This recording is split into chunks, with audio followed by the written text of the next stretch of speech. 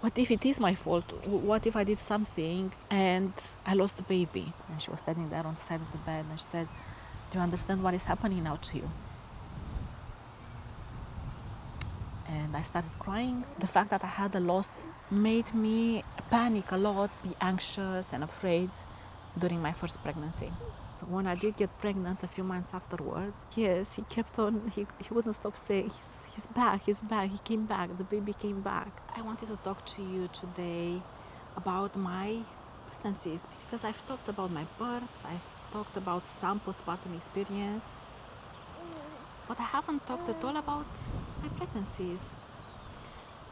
And the thing is that I can't really talk about my pregnancies without mentioning the loss that we had before I got pregnant with my toddler. It has been 4 years now. I can't say that it's difficult for me to talk about it. It's painful, but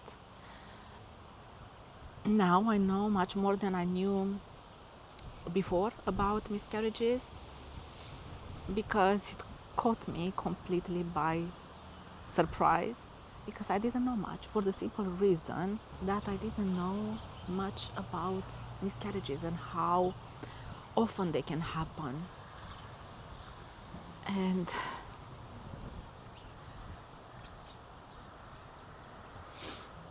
if this is you going through this, I feel your pain.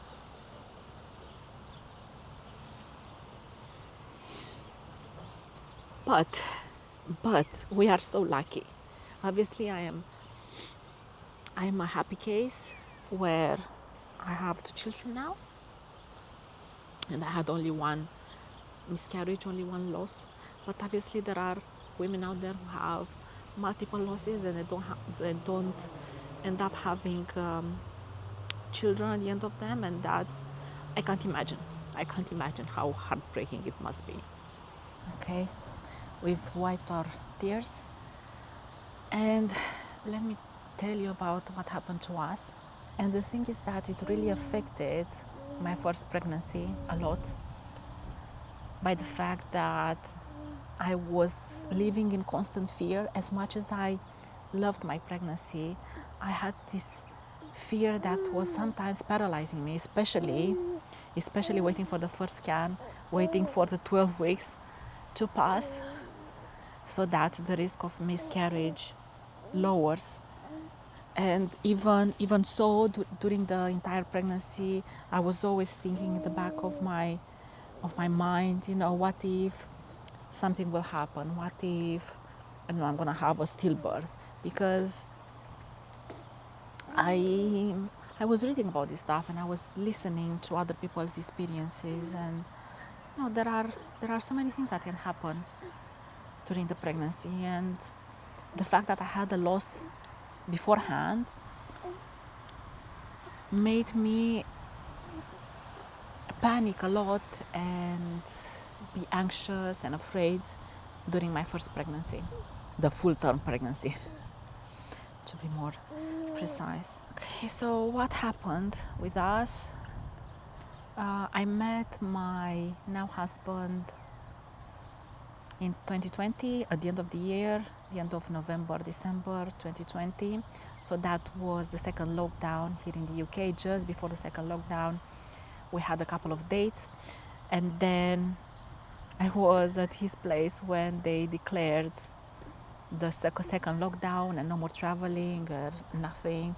So I decided to stay there for a bit and see how it goes, work from home from there, from his place. And I ended up moving in with him a few months later. For my specific circumstances, I didn't have a period for a very long time before I met him. Maybe I had a couple of periods within 2-3 years. It was coming on and off. I was diagnosed with secondary amenorrhea, and they didn't know the cause for it. And I believe that it was because I was messing up with my body too much. I was overtraining. I was fasting a lot. And because of these, I didn't have a good sleep. I've made a lot of mistakes during my fitness journey,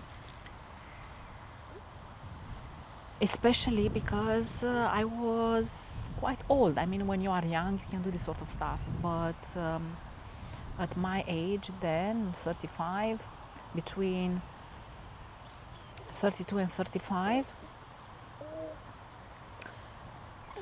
you can't really do these things anymore. So I ended up having a very low body fat percentage at some point when I met my husband. And the fact that we got together and he was cooking for me and we were having fun together and fun together, going out to supermarkets. That was the fun during the second lockdown. And we were eating quite a lot, so I gained a bit of fat. So much so that my period started coming back in the form of mostly spotting.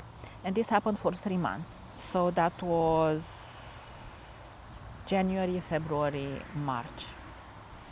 And then in April, we had to go back to the office. The lockdown had finished. And I went back to the flat that I was living in. So I was living in a room in a shared flat in the center of London, very close to the office. Very shortly afterwards, I decided that I would move in with my future husband. I decided to take a pregnancy test because my period was late. And not only that, but I thought that something was wrong with me because, as I mentioned, I was working out a lot and I was running and I didn't have the same stamina. I was sweating a lot. I was doing less and sweating more. I just didn't have the same endurance as the same stamina. I thought something was wrong. We weren't trying to get pregnant, but the thing is that I thought I wouldn't get pregnant because I didn't have a period for such a long time, and the period that I did get for 3 months, it was just a tiny bit, so it wasn't a full-on period. And to my surprise, we took a test and it was positive. And many things went through my mind at that point, and it was mostly fear and anxiousness because I didn't expect it. I didn't plan for it. I didn't. Actually, for the longest time, I didn't want children. I knew that if I committed to my then boyfriend, we would try to have children because I knew he wanted children. But it was really, really soon. Anyway, he was really happy, and I was happy, but it took me a few days to come to terms with the idea. And we were happy, and we started telling everyone, oh, I'm pregnant. And we started looking for a house because he was living in a one-bed flat, and we needed a house if we were to have a family. And things were happening, and I told not everyone at work, some people at work, my manager at work, our friends, family, everybody knew. So I had my first scan scheduled for the Monday, the 12-week scan. We are Thursday, before the Monday scan.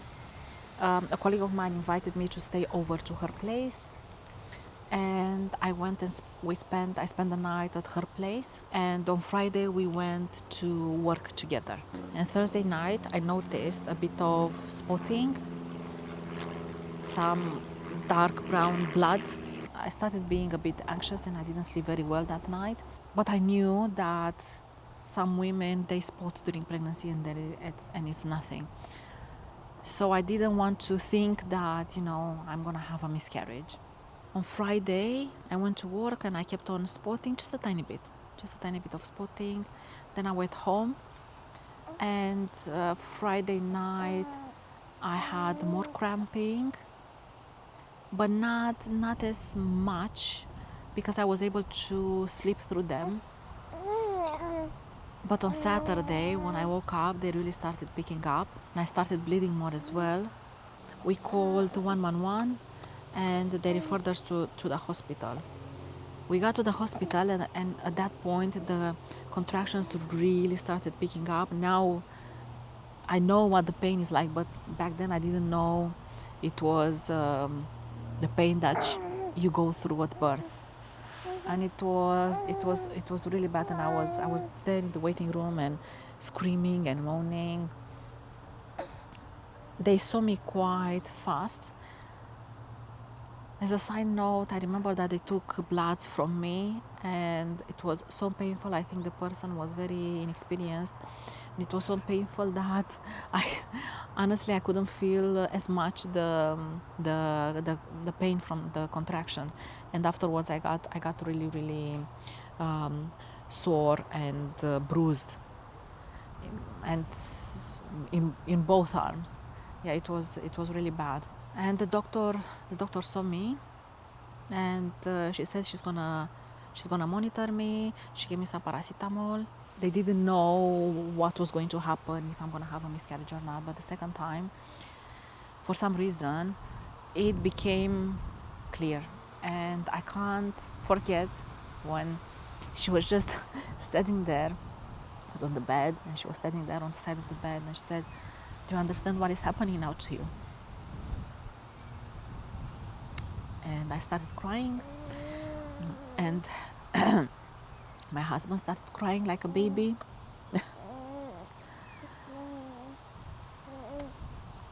And I remember he was calling his mother, and he was crying and telling her that I'm losing the baby. And many things were going through my head, many things were going through my head, but the pain was overwhelming. So I couldn't deal much with my grief in that specific moment, because the pain was too intense. But at the same time, I was thinking, okay, what's gonna happen to me and my then boyfriend? What if he's gonna think that it's my fault? What if it is my fault? What if I did something and I lost the baby? What if something that I did made me lose the baby? And he's gonna blame me for it, and that's the end of us, and that's the end of our relationship. The thing is that afterwards I found out that in most of the cases it's no one's fault. It's no one's fault. It's just a genetic situation whereby there are either too few or too many chromosomes happening. Obviously, sometimes it's because of some sort of health issue, but in most of the cases, it's no one's fault. But at that point, I didn't know. Afterwards, I researched, and I was trying to find other people's stories and medical advice. I was trying to see if I did something wrong. And the only thing that stood out was the fact that I had eaten a lot of papaya, and apparently it's not indicated to eat a lot of papaya in the first weeks of pregnancy, or dates as well. And I don't know why, but I was craving papaya, and I had a lot of papaya.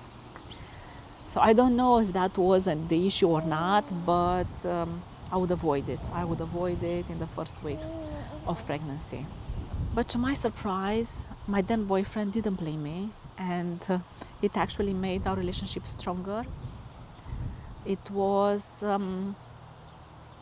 sort of wake-up call, and a few weeks afterwards, so that this was July 2021 that I had a miscarriage, and a few weeks afterwards he actually proposed, and yeah, and our story is a happy story afterwards. But coming back to the day of the miscarriage, so this was Saturday midday. I had to stay over the night in the hospital until I had the complete miscarriage, until the way they call it, the product came out, until the baby came out. And during the night, oh my God, I was in so much pain. and they gave me painkillers. And I remember I was chasing them to give me more painkillers because I couldn't manage it, and everybody was sleeping, and I felt like screaming, but they only could give me painkillers at a certain interval of time. And after I took one towards the morning, probably 4 or 5, I fell asleep. And I remember being woken up by the person in the morning coming to bring us tea and breakfast. And it felt like I had slept for ages. And then I went to the toilet because they give you this tray to pee in, so that if the baby comes out, it doesn't go in the toilet, obviously. And when I woke up and I went to the toilet to pee, I felt it come out. I felt it come out, and then the pain stopped. They checked it and they confirmed, yes, that was the baby. I asked for it. I wanted to take it home with me. So that's a Sunday morning, and they discharged me. It was like this big. It was very little, but the thing is that I already started showing. I had already started showing. 12 weeks. 12 weeks is quite far along. Another reason why I thought that it was my fault that I had a miscarriage is because, again, as I've mentioned, we didn't plan for the pregnancy, and I got pregnant somewhere around early May. And I remember that we had this Easter party at a friend of ours, and I had lots of alcohol. Although I don't normally have alcohol, but it was the beginning of our relationship situation where we had alcohol together. Now we don't have at all anymore. And I was thinking that maybe that contributed to me miscarrying, or because I was still running during my pregnancy and working out. And actually my husband asked me that when I get pregnant again, if I get pregnant again, not to run anymore during pregnancy. And I said, and I agreed. I know that the exercise doesn't cause miscarriage, but just to minimize any sort of chances. So it's Sunday, around midday. I'm discharged, and together with a friend of ours, who is the godfather of my toddler, we went to bury the baby in the woodlands where I used to go running, somewhere quiet and nice. And my then boyfriend, my now husband, decided to plant a fig tree on top. We had a few moments there and a few tears, and we left. I went back many times afterwards. Now we moved from that place, and we're still going there from time to time. The fig tree died in the meantime. But you know what a beautiful thing is? Obviously there are various beautiful things. We have 2 beautiful children now. And when my husband proposed, I don't know why he decided to propose exactly there. He wasn't planning for it, but he proposed in the exact spot where we buried the baby. And I really didn't expect it. I was extremely surprised. Obviously, I said yes. And as a way for him to console me, he was saying that it's okay, the baby will come back. The baby will come back when we're ready, when we're going to have a house for him, and we're going to be ready for him. He's going to come back. And the funny thing is that when I did get pregnant a few months afterwards,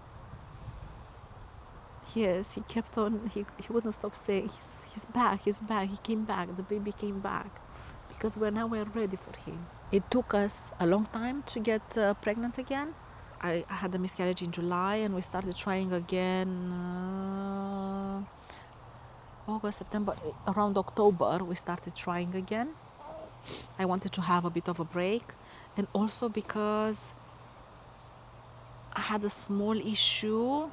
My results, they were still coming back as positive for pregnancy, so not everything came out. I had to repeat the blood tests many times, and it took a bit of time until they came back negative.